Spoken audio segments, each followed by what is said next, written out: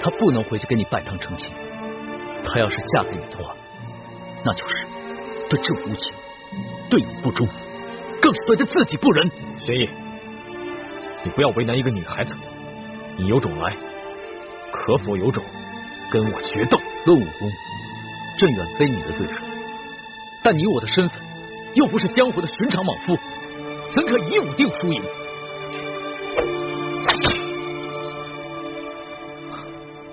若你我争的是天下，自然不该以武论输赢。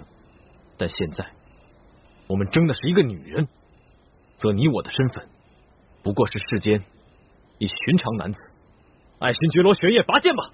我就站在这里不动，只用一双肉掌与你交手。你若能逼得我双脚动一下，就算你胜，我和易欢的婚事取消，你带他离开。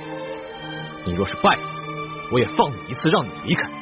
我带易欢回去继续我们的婚礼。是男人就接受这次挑战，否则滚回你的紫禁城，做你的八面威风的皇帝。但是你再也没有资格以寻常男人的身份来跟我抢易欢。好，那朕就接受你的挑战，与你决斗。你疯了吗？你肯定打不过朱哥哥的，你快走啊！花儿，自8岁起，朕就只能是一个皇帝。但是朕现在想任性一回，做一回世俗男子，去真真正正的跟朱慈轩来一个决斗。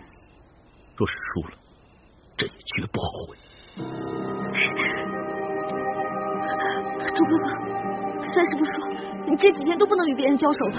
康熙都应战了，难道我还怯战不成？婚妹，这是我们两个男人之间的决斗，跟你没有关系。朱哥哥，玄烨，动手吧！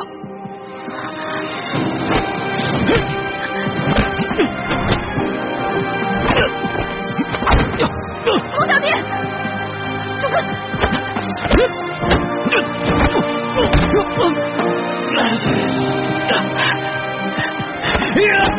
龙小弟，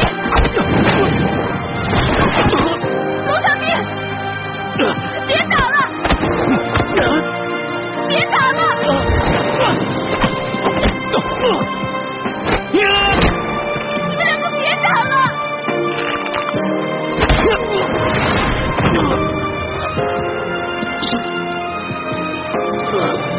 玄烨，你现在明白了，做皇帝，你或许比我强，但做男人，你永远比不上我。所以，你还是认输吧。绝不认输！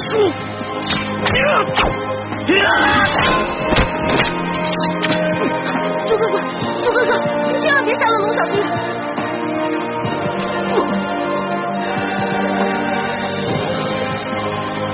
朱哥哥，